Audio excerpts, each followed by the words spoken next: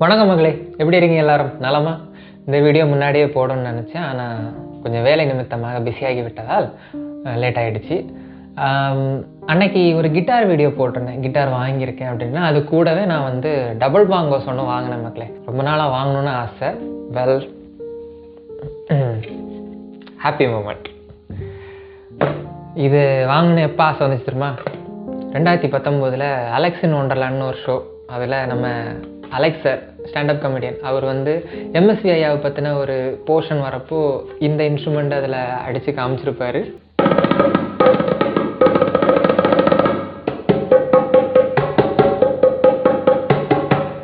இதே பீட்டை அவர் வாசித்து காமிச்சிருப்பார். ஆக்சுவலாக அது 2 காலுக்கு நடுவில் வச்சு வாசிக்கணும், அப்போ தான் அந்த சவுண்டு வந்து கரெக்டாக விழும்.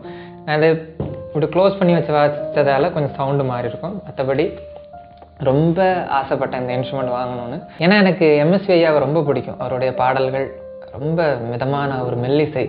அந்த எல்லா மெல்லிசையிலையும் இந்த இன்ஸ்ட்ருமெண்ட் கோர் ரிதம் இன்ஸ்ட்ருமெண்ட்டாக இருக்கும். அண்ட் நீங்கள் நிறைய பாடல்கள் நீங்கள் பார்க்கும்போது நாட் ஓன்லி எம்எஸ்வி ஐயா, அந்த டைமில் வந்த அந்த பழைய பாடல்கள் கேட்கும்போது எல்லாத்துலேயுமே இந்த சத்தம் வந்து கண்டிப்பாக இருக்கும்.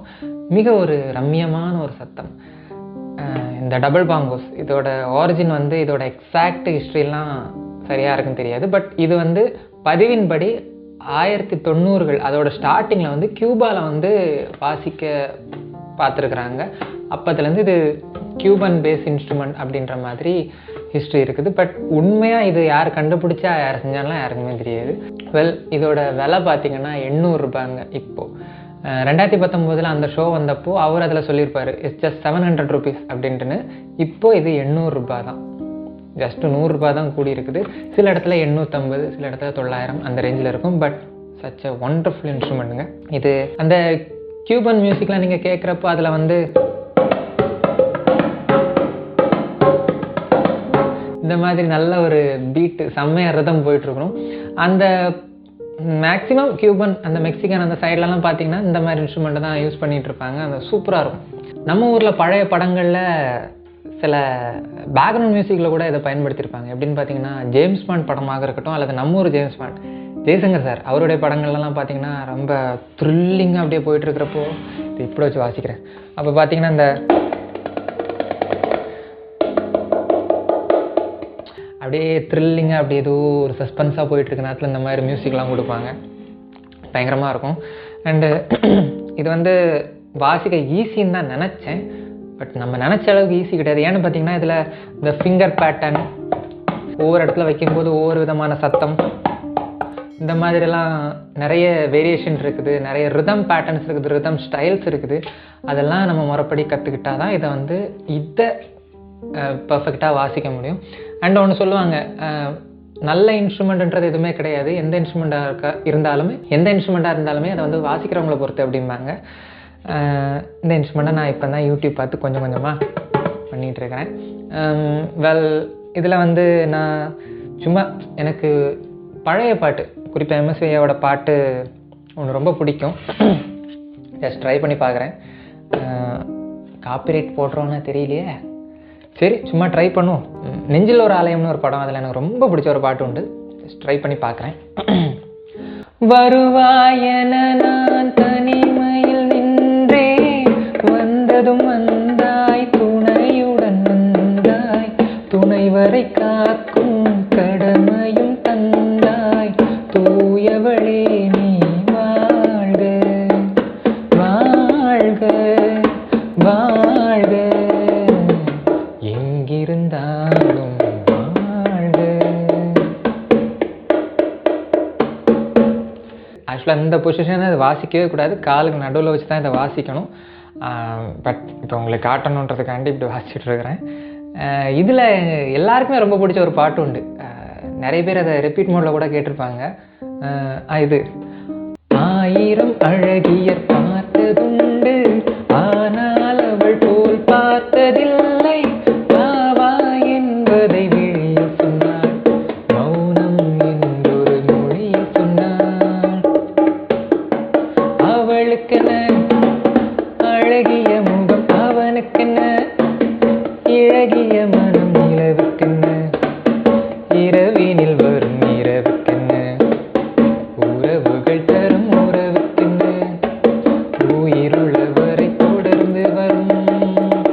பிசிறுகளுக்கு மன்னிக்கவும். இப்போ தான் ஆரம்பிச்சிருக்கோம். சரி, கிட்டார் ஒரு பக்கம் இதுவும் வாங்கியிருக்கிறேன். இதே நல்ல எனக்கு ரொம்ப பிடிக்குங்க அந்த சத்தம். ஒரு விஷயம் இதை சொல்லி ஆகணும். இளையராஜா ஐயா வந்து ஒரு விஷயம் சொல்லியிருப்பாரு, an art is nothing without a performance அப்படின்னு. when there is no performance there is no art, if there is no performance that is not the art அப்படிம்பாரு. எங்கே ஒரு இடத்த பர்ஃபார்மன்ஸ் இல்லையோ அது ஆர்ட்டே கிடையாது அப்படிம்பாரு இளையராஜா ஐயா. ஏன்னா இப்போ வர சினிமா பாடல்களில் எல்லாத்துலேயுமே சரி, ஜஸ்ட் ஒரு டிஜிட்டல் சாஃப்ட்வேர் இருந்தால் போதும். அந்த சாஃப்ட்வேர் வச்சு என்னென்ன இன்ஸ்ட்ருமெண்ட் உண்டோ வாத்தியக்காரங்க எல்லாமே சும்மா வச்சு இன்புட் பண்ணிடலாம். ஒரு மிடி கீபோர்டு இருந்தால் போதும். ஈவன் இந்த சவுண்டு கூட எல்லாமே அதில் இன்புட்டாக இருக்கும். ஜஸ்ட் நம்ம ப்ளகின் போட்டு அதில் இன்புட் பண்ணிடலாம். பட் அந்த இன்ஸ்ட்ருமெண்ட் எந்த இன்ஸ்ட்ருமெண்ட்டாக இருந்தாலுமே அதை வாசிக்கிறப்போ ஒரு சாட்டிஸ்ஃபேக்ஷன் வரும்ல, ஒரு ஃபீல் வரும்ல, ஒரு சந்தோஷம், ஒரு சோல் கனெக்ஷன். அது வந்து அதில் கிடைக்காது. அதை கேட்டாலும் அந்த அளவுக்கு பெருசாக இருக்காது. ஒரு லைவ் இன்ஸ்ட்ருமெண்ட் சைக்கலாஜிக்கலாக நம்ம மைண்டை நம்ம சோலை ஹீல் பண்ணுற அந்த விஷயத்தை வந்து ஒரு டிஜிட்டல் இன்ஸ்ட்ருமெண்ட் தரவே செய்யாது. இதை அடித்து சொல்லலாம். நான் ஒரு கைண்ட் ரிக்வஸ்ட்டாக என்ன வைப்பேன்னா, ஏதாவது ஒரு இன்ஸ்ட்ருமெண்ட் உங்களுக்கு தோணும்ல, அந்த இன்ஸ்ட்ருமெண்ட்டை வாங்கி வைங்க. மறுபடி கற்றுக்கிட்டாட்டாலும் உங்களுக்கு ஒரு ஆர்வம் இருக்கும்ல, அதை எடுத்து வச்சு நீங்கள் சும்மா வாசிங்க. அது உங்கள் மனசுக்கு தர அந்த சாட்டிஸ்ஃபேக்ஷன், அந்த ஸ்ட்ரெஸ் ரிலீஃப்னு ஒன்று இருக்குதுல்ல, அது ஃபீலே வேறு. இந்த இன்ஸ்ட்ருமெண்ட்டை நான் வாங்கினது வந்து ஒரு சின்ன கடையில் தாங்க, பெரிய மியூசிக் ஷாப்லலாம் வாங்க. ஆக்சுவலாக அந்த கிட்டார் வந்து அது வாங்கினது நாகர்கோவில் ஒரு பெரிய மியூசிக் ஷாப்பில். இந்த டபுள் பாங்கோஸை நான் வாங்கினது வந்து ஒரு சின்ன கடையில் தாங்க. அவருடைய அந்த சின்ன கடையில் இந்த இன்ஸ்ட்ருமெண்ட் சேலானது சந்தோஷம். எனக்கு இந்த டபுள் பாங்கோஸை அங்கே வாங்கினது எனக்கு வாங்கினதும் ரொம்ப ரொம்ப சந்தோஷம்.